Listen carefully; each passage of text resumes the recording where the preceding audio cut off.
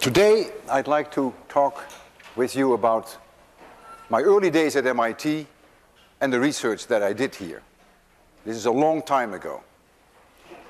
I got my PhD in the Netherlands in nuclear physics, and I came to MIT in January 1966, almost 34 years ago. And the idea was that I was only going to spend here 1 year on a postdoc position. But I liked it so much that I never left, and I don't regret it. I joined the X-ray astronomy group here of Professor Rossi. Now, X-ray astronomy has to be done from above the Earth atmosphere, or at least near the top of the Earth atmosphere, because the X-rays are absorbed by air, unlike optical astronomy and radio astronomy, which can be done from the ground. The kind of X-rays that we measure are not unlike those that your dentist is using when he takes an X-ray picture. The energy range of these X-rays is somewhere between 1 and 30, 40 kiloelectron volts. And if you don't know what a kiloelectron volt is, that's fine too. But you never express the energy of an X-ray in terms of joules, because the number becomes so ridiculously small. During World War II, under Hitler Germany, Werner von Braun developed the V2 rockets for destructive war purposes. It was developed in Peenemünde. Then after the war, the Americans used these V2 rockets for scientific purposes. And the first rockets flights to search for X-rays from the sun took place in 1948. And X-rays were found from the sun. That was quite a surprise. And the power, energy per second that the sun puts out in X-rays, divided by the power in optical, which is almost all the radiation of the sun, I'll give it the symbol of the sun, is approximately 10 to the minus 7. So only 1/10,000,000th of all the energy comes out in X-rays. So from an energy point of view, it's very, very little. It varies a great deal too, but it is really very little. In 1962, scientists here in Cambridge, among them Professor Bruno Rossi, who was a professor at MIT, and Riccardo Giacconi and Herb Gursky, who were working across the street at American Science and Engineering, attempted to do an experiment to see whether they could detect X-rays from objects outside our solar system. Now, the odds were very low that they were going to succeed. And the reason is very simple. If you take the sun and you move it out to the nearest stars, which is typically 10 to 100 light years, you wouldn't stand a chance to see X-rays. In fact, the sensitivity of the detectors in these days was too low by at least 9 orders of magnitude, a factor of 1 billion. But to everyone's surprise, to everyone's happy surprise, I should say, they succeeded. And they discovered an object which was later called SCOX-1. It's in the constellation Scorpius. X stands for X-rays, and 1 for the first X-ray source in that constellation. The total power output of that source was about 10,000 times more than the sun. That didn't make the source so special, because there are many stars in the sky that radiate way more energy than our sun does. But what's so very special about SCOX-1 that the X-ray power over the optical power for SCOX-1 was approximately 1,000. In other words, the X-rays are the dominated source of energy, and the optical is sort of, let's call it a byproduct, whereas with the sun, the optical is the main thing, and the X-rays is sort of a byproduct. And so the $64 question in those days was, what can these objects be? They must be very different from the sun. And that's what I want to discuss with you. When I came to MIT in 1966, there were about 6 of these X-ray sources known in the sky. Today there are thousands known, but there were 6 then. And they were discovered from rocket flights. These rockets would be launched, typically from White Sands, and they would spend about 5 minutes above the Earth atmosphere. And during those 5 minutes, they scanned the sky, and 6 sources were discovered. I joined here the group of Professor George Clark, who is still a professor at MIT. He was working on observations to be made from very high flying balloons. So we would build a telescope and we would launch it on a balloon and go near the top of the Earth's atmosphere. It's not as good as a rocket flight, which gets completely out of the Earth's atmosphere, but the flights on balloons can last way longer than 5 minutes rocket flights. We could fly hours, and if we were lucky, even days. But the price we pay for that is that even though there was only very little atmosphere left above us, about 0.3% of the atmosphere was left, still that caused an effect of the absorption. So we did lose X-rays that the rocket flights did not lose. But we had the great advantage of many, many hours. To give you a rough idea of what it took in those days, I worked on this with graduate students and with many undergraduate students.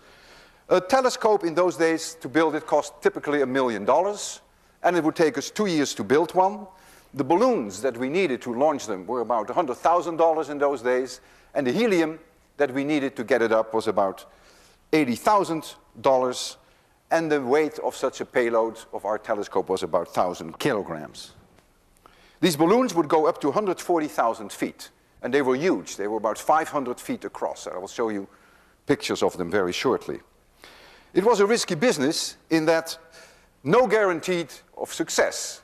You bought the balloons. If they worked, so much the better. If they didn't work, tough luck. There was just no way that you could recover the money. They were very thin. The balloons are made of polyethylene, and the thickness of the polyethylene was thinner than cigarette paper. So you can imagine how easy it is to damage them, and if you don't damage them during the launch, it's easy to damage them on the way up due to the jet stream and the very cold layers of air that you have in the tropopause. So I would like to show you now some slides, and then we will get back to talking a little bit more about X-ray astronomy.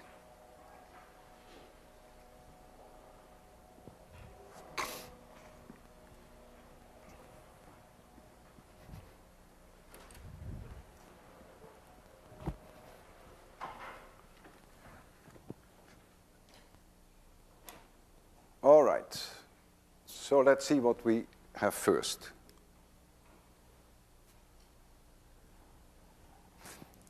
You see here two of my undergraduate students. At the time they were undergraduate students. Now they are both PhDs. And some of you may think that science doesn't have much romance, but there is a lot. They married and they have kids. This is Pat Downey. She's still very important in working with me on Pivot, and this is Jim Ballantyne. They were working on the electronics, which is an enormously tedious task to do the wiring of the electronics. Here you see the plant in Texas where these balloons were built. These were extremely long holes, as you can imagine. And here the gores of the balloon, which are like pieces that you see on a tangerine, on the surface of a tangerine, they were sealed together with heat sealers. And only women were allowed to do this work because it was well known that men are too impatient and make many more mistakes. And so only women were allowed there. It was nothing to do with discrimination, but simply because women were better doing this work. Here a balloon comes out of a box. This is a picture I took in Texas, where we launched balloons from. It's nicely covered with this pink sheet. And we have this huge cloth on the grass, because the balloon is so thin that if you would put it on the grass, it would get damaged right away. I told you the skin is about thinner than cigarette paper. So it's carefully taken out, and we inspect it closely.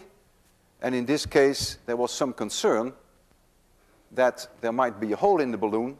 In fact, there was at least a hole in the pink cover. And so we carefully inspected whether the hole propagated deeper in. I wasn't too worried because this was not my balloon, but nevertheless, it's always sad if you see some of your colleagues having a balloon that doesn't get up. And now I'm taking you to the desert town in Australia, Central Australia, Alice Springs, I've launched many balloons from Alice Springs. And now you get a pretty good idea of what the launch is going to be like. Here is the launch truck, and the telescope is on the launch truck. And all of this is empty balloon. And here is what we call the roller arm. It holds the balloon down, and only this part of the balloon is going to be inflated. Here's the helium truck, and here are the inflation tubes through which we inflate. The inflation takes place almost always early morning or near sunset in the evening, because that's when the wind is very calm, and we need very calm conditions. It is this part of the balloon that's going to be inflated, and so there's going to be a huge force, the buoyant force, I hope you all remember Archimedes' law, of several thousands of kilograms force up, and so this vehicle here weighs about 4 or 5 tons to hold it down. And when we launch the balloon, we actually release this arm, we flip this arm up, and so you will see then how the balloon will make it on the way up. So this is Alice Springs, Australia again. Sun is rising, and we started the inflation. You see here the inflation tubes. And we put the helium in the balloon. This is the very critical phase of the launch, because if there's a little bit of side wind and the balloon touches the ground, then it's all over. Then it just gets damaged, and you abort. You don't even continue. This is a little later when we call this the bubble. This is the roller arm here, and this is all this empty balloon in your direction. And this part is only some 80 feet high or so. And here you see these gores that I told you about earlier. This is all this tedious work that is done by these women who seal these gores together. And they all come together here at the apex in a big aluminum plate. All right, now you see the situation from the launch truck side. Here you see the radar reflectors, so we can follow the flight by radar. You see the telescope here. I won't go into too many details. This is a ballast box which contains about 500 pounds of lead shot, which we can drop on radio command. I believe this was Jeffrey McClintock, who was one of my graduate students at the time. You see here the parachute. There's a connection between the parachute and the bottom of the balloon, and we can cut that on radio command, and then the telescope, we hope, parachutes safely back to Earth. And here's all empty balloon, and here is the bubble, that part that was just inflated. They're still inflating here, but they are already tying off this inflation tube. So we are actually getting very close to a launch. And here is the moment of launch. This is a moment that no one will ever forget who watches a balloon launch. You feel ants in your pants and butterflies in your stomach. It is a very tense moment. If things go wrong, this in general is the moment that things go wrong.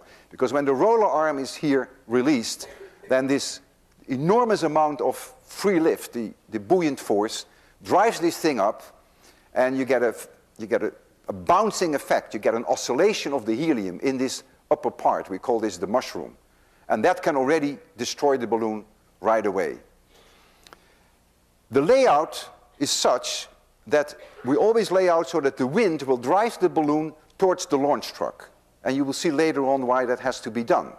So the launch truck can maneuver itself straight under the balloon and make sure that the balloon is carrying the telescope before we release the payload. The payload is now tied to the launch truck.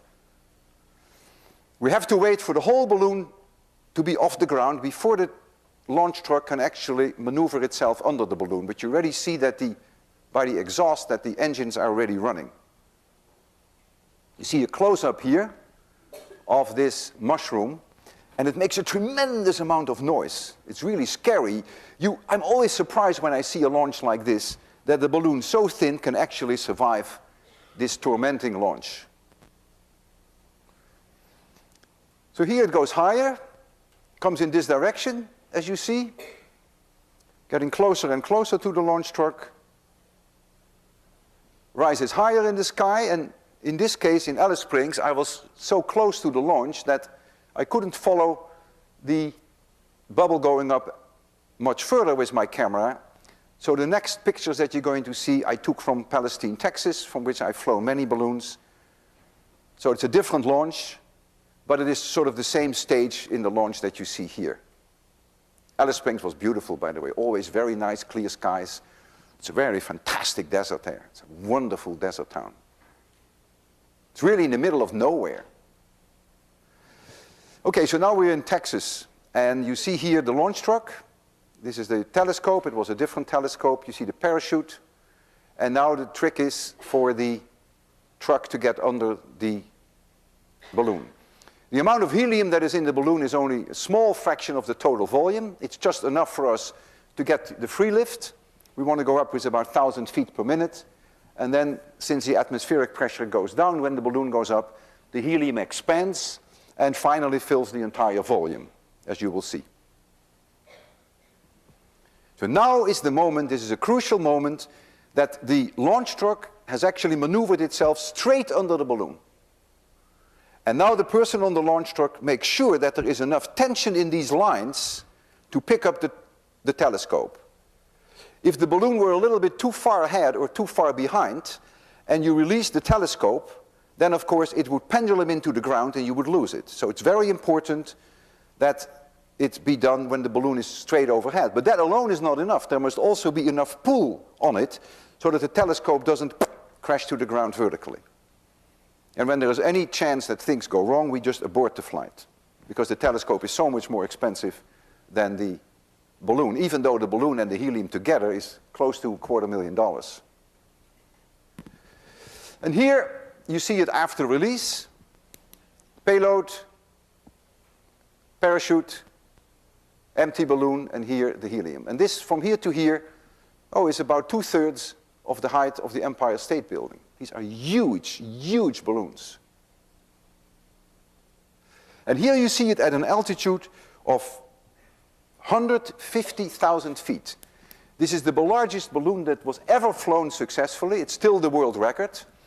It was a balloon with a volume of 52 million cubic feet. This picture was taken through a telescope. And you see here the telescope. And you can look straight through the balloon. It's that thin. From here to here is about 500 feet, almost 600 feet.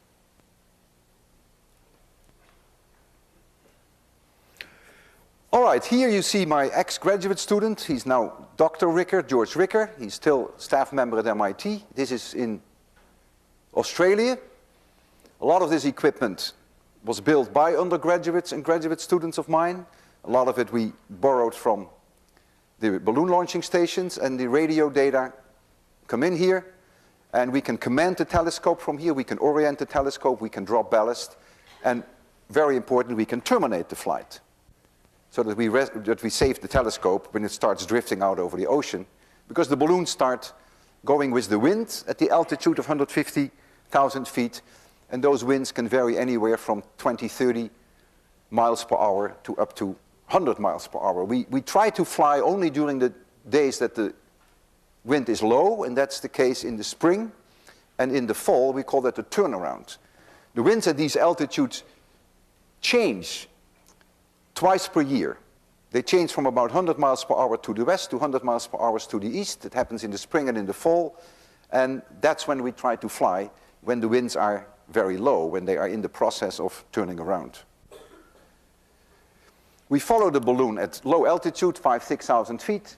It's a small airplane. I'm sitting here on the airplane. This is a typical airplane that we use to hop from airport to airport and stay as close to the balloon as we can, so that we can give the terminate command, and later we can recover the payload, which is an adventure all by itself. In Australia, that is much harder than in the United States. This was El Paso. But in Australia, there are no airports in the deserts, and so that is way harder to hop from place to place. I'm taking you to Australia now. Here's Alice Springs. And when we launched this flight, the days before, we had balloons, weather balloons, test balloons, which we drove up to 140,000, 150,000 feet, and then we probed the winds at that altitude. And the people who did that gave us good reasons to believe that the balloon would either go sort of in this direction or maybe here, but in any case it would go north-northwest. And so we alerted all these radar stations in Australia to look out for the balloon. We have radar reflectors, so they could give us an early warning, because between here and here there are really no airports. So if we follow this by airplane, you can land during the day at some air strips, but really there are really no runways. So that's pretty dangerous. At night you couldn't land here. And so we were hoping that these radar stations would give us an early alert and tell us where the balloon is. What happened, however, the balloon went straight down. And then it was sunset, so we don't know exactly where the balloon is at sunset. We can't see it, but we have radio contact with it. And so we were flying close to it. And then at sunrise we picked it up, we could see it.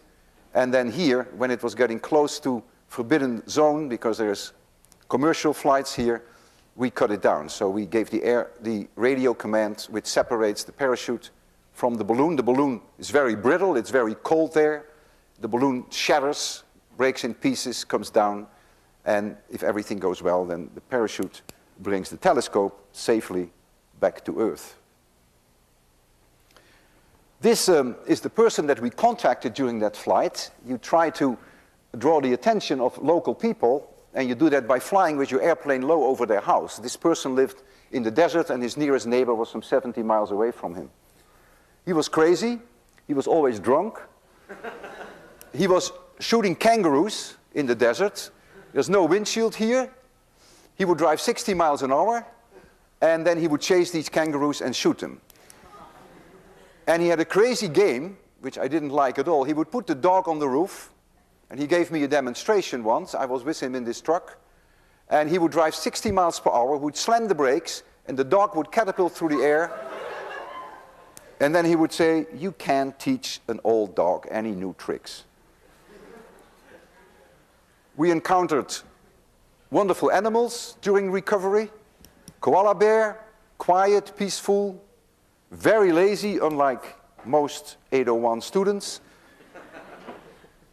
And then when we got close to the payload, it took us a day and a half to get to the payload, there was this nasty goanna. It was about 6 feet long. And let me tell you, I was really scared. It scared the hell out of me. But of course I didn't want to show that, so I said to my graduate student, "There's no problem, these animals are harmless, you go first." And he did.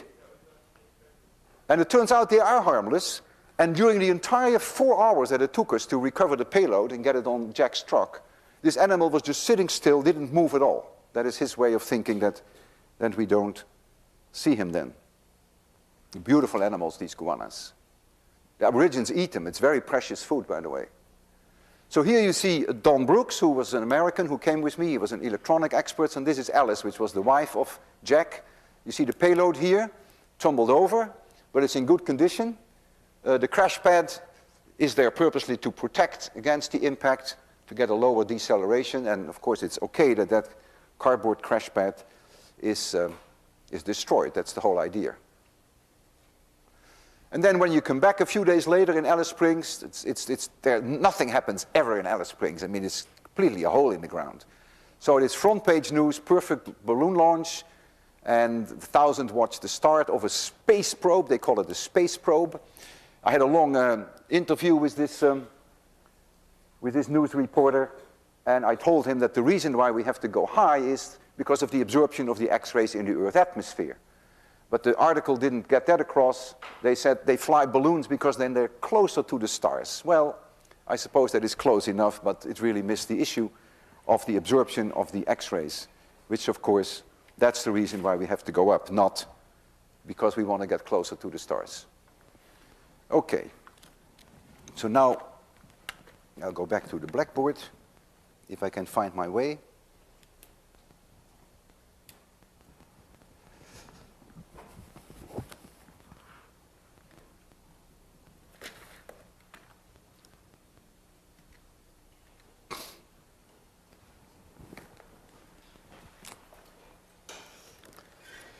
So between 1966 and roughly late 70s, I had about 20 successful flights from the United States, from Canada, and many from Australia. Now, we also had some problems. We had some bad luck.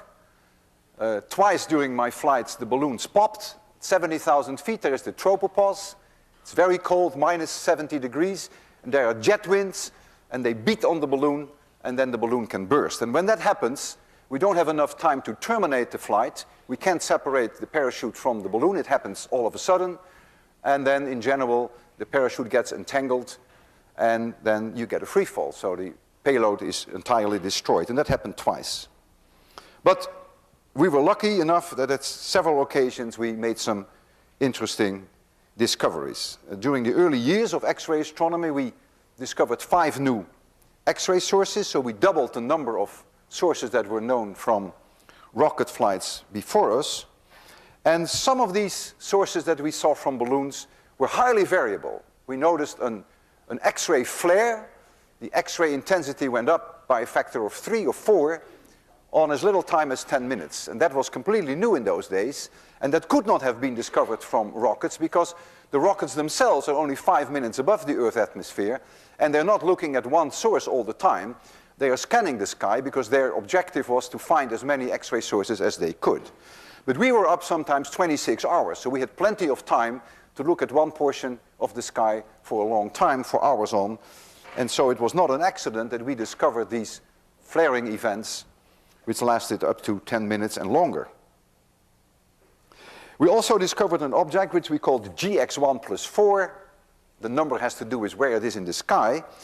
And we noticed, much to our surprise, that the X-rays seem to fluctuate in a periodic fashion, 2.3 minutes. At the time, we had no clue what that meant, but later, as you will see very shortly, it became clear that that was the rotation period of a neutron star. So the big question was in the early days, what are these objects? And this is something that we have discussed in 801. And I will go over it very briefly again, but we discussed it, and you even had some homework problems on it. These objects are X-ray binaries, whereby one object is very compact, which could be a neutron star, or in some cases even a black hole. And the other object, the other star, is a normal nuclear burning star, something like our sun. And they are very close together.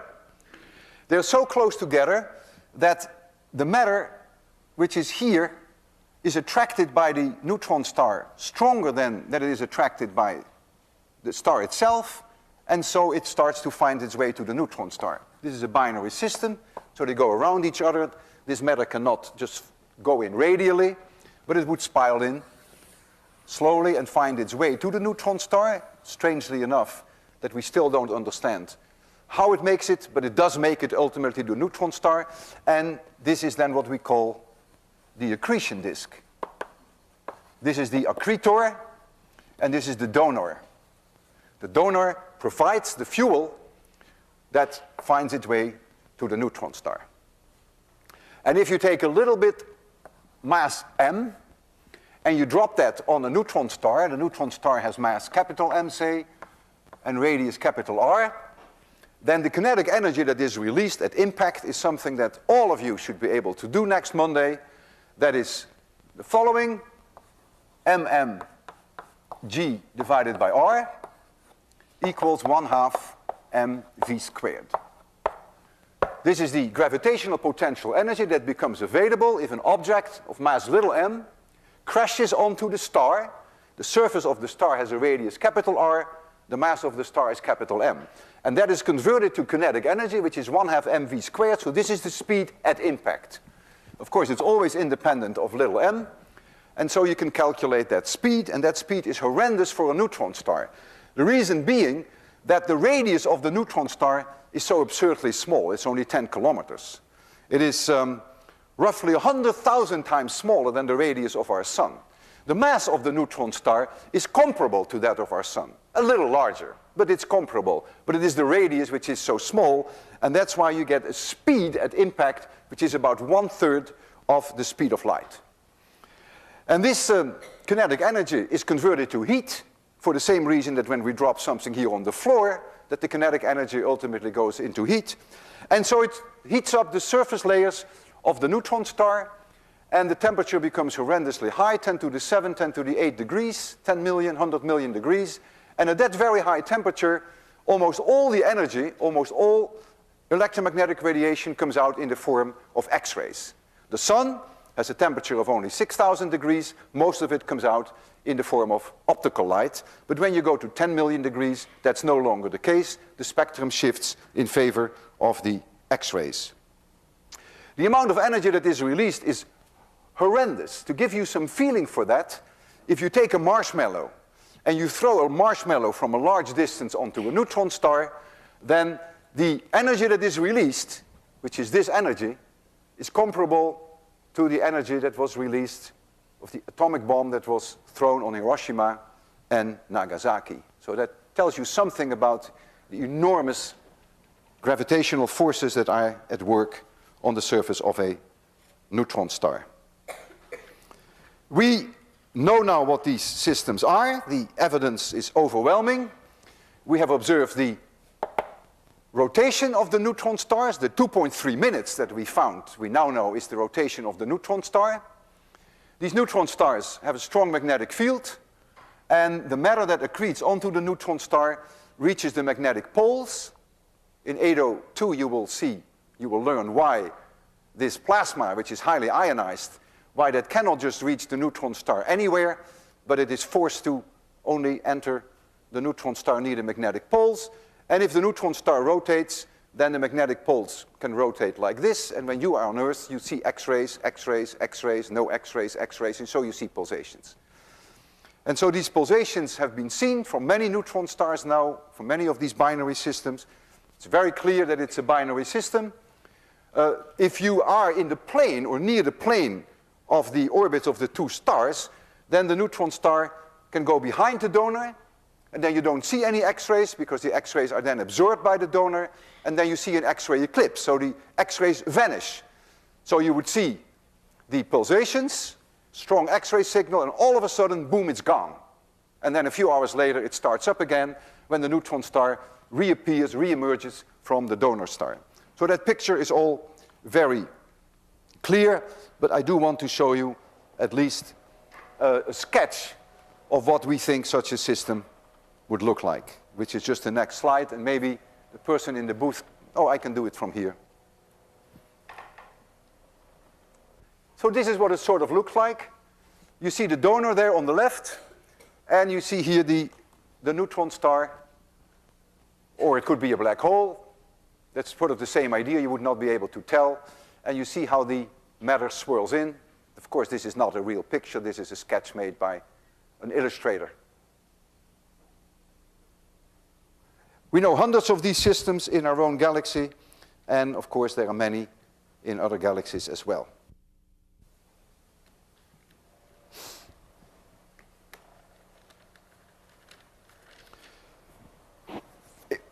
I discussed with you in 801 that if you measure the Doppler shifts of these stars, and if you're lucky, you get the Doppler shift both from the pulsations of the neutron star and from the optical lines in the donor, that you can even find the mass of both the star here and the star there.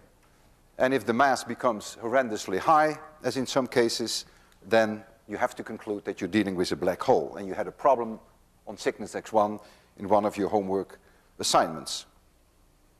I'm no longer flying balloons, because all the work that I do nowadays is done, of course, from satellites. You get 365 days per year data. You're always above the Earth atmosphere, so that's clearly the way to go.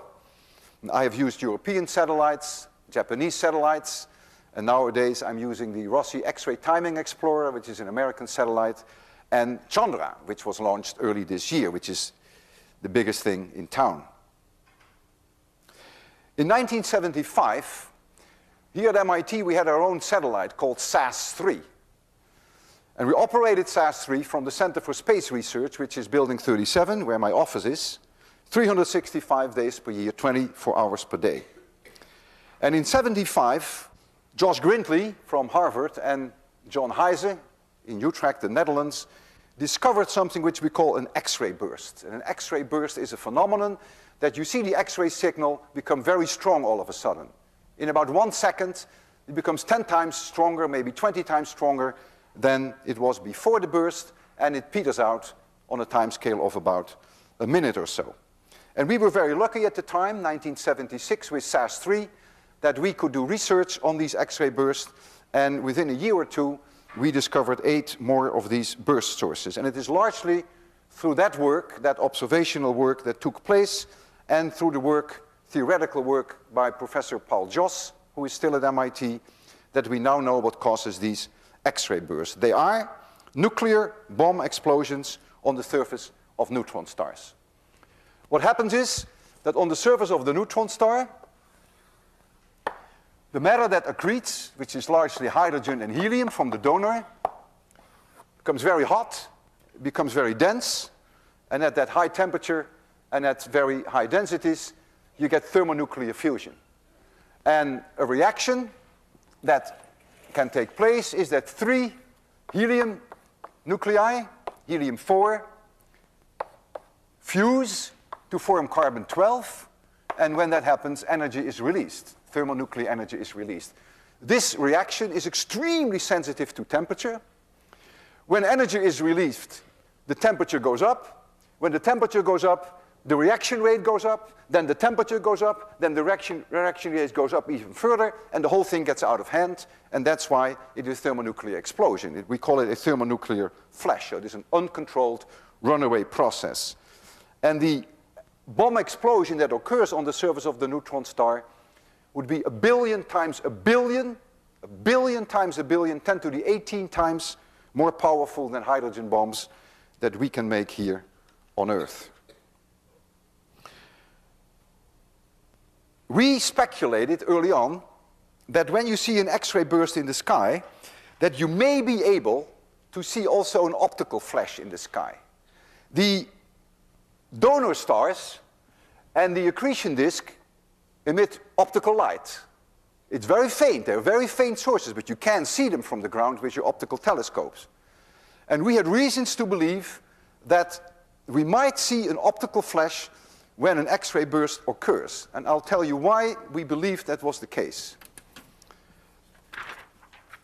If you have here the neutron star, and here you have the accretion disk, and if the bomb explosion occurs, these red wiggles are the X-rays, then the stuff that goes straight to the Earth, you will see. But there are other X-rays which go in this direction, and they heat up the disk. We call it X-ray heating. And the disk locally would get a temperature of maybe 40,000 degrees and brightens in optical. So we expected that we should see that effect of X-ray heating. But our goal was even more ambitious. You see, the optical light that comes from here must be delayed than the X-rays that go straight to the Earth. Because first the X-rays travel in this direction, and then the optical light goes in this direction. So if I put my pencil here, this is the extra path that the electromagnetic radiation is going, and that takes time. And if that takes 1 second, then that means this distance is 1 light second. If it takes 20 seconds, this distance is 20 light seconds. So our goal was to actually measure, for the first time, the dimensions of the inner part in the accretion disk. And so we organized a worldwide campaign in 1977. 17 countries were contributing, 44 observatories, and we told them that we were going to look at a particular star in the sky, a very faint star, which was this X-ray binary system.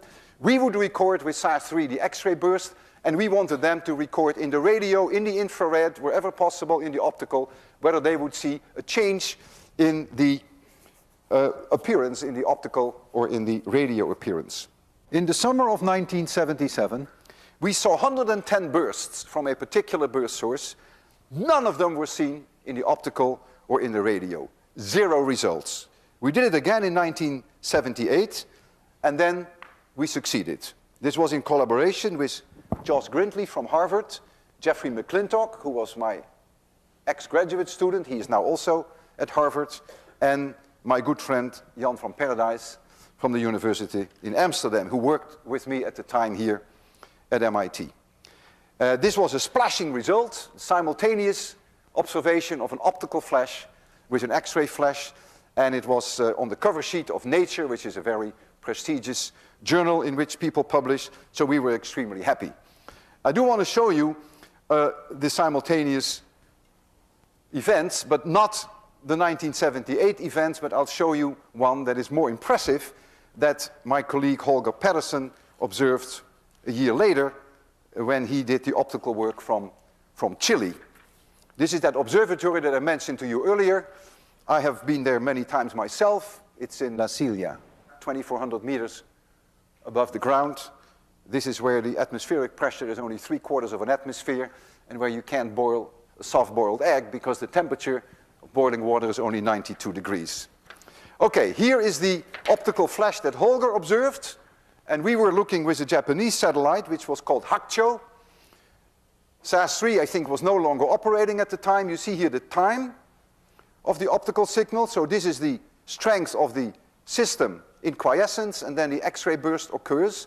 And we see here clearly an optical flash. And here you see the X-rays from Hakucho. They look very similar. But now comes the interesting part. Of course, I have scaled them up here on the view graph so that they have the same height. That's just artificial, of course. But now comes the interesting part. If I overlay them, then look that the blue line, which is the optical, is clearly delayed relative to the X-rays. And that was our goal. And this was really a very clean observation, cleaner than our 1978 observations. And if you move the optical back or the X-ray forward, whichever you want, by about 2 seconds, then they almost exactly overlap. And so this was conclusive evidence that the dimensions of the disk, of the accretion disk around these neutron stars, had typical dimensions of about 2 light seconds, of that order. We suspected that for other reasons, but nevertheless, this was the conclusive evidence. The bad news is that during my past term that I was lecturing 801, I have been able to do nothing but 801. No research at all. And I think you have all the right to feel guilty about this. Very guilty. Now the good news is that I enjoyed it. And whether you like it or not, you were on my mind almost all the time, day and night. I had even nightmares about it. And a typical nightmare that I would have is the following. I would come into 26100, but I lost my lecture notes, and I couldn't find them. And I was completely ill-prepared, but I would start my lectures anyhow. And you would start laughing at me. And I would wake up in sweat. I don't think we need Freud to explain that dream. Now, I have enormously enjoyed lecturing 801, and in a way, you have touched my life, and I trust that I too have touched your life. Now, I make myself no illusions. I'm sure that you will very soon forget Kepler's third law, though I hope it won't be before Monday when we have the final. And you will probably also forget how to properly apply the conservation of angular momentum. But perhaps you will always remember from my lectures that physics can be very exciting and beautiful. And it's everywhere around us, all the time, if only you have learned to see it and appreciate the beauty. And surely when you go on your first monkey hunt wearing your own safari hat, or when you will orbit the Earth and you want to throw a ham sandwich to your friend, you may be thinking of me. And I hope those will be happy memories. I wish all of you the very best, and I thank you for attending my lectures.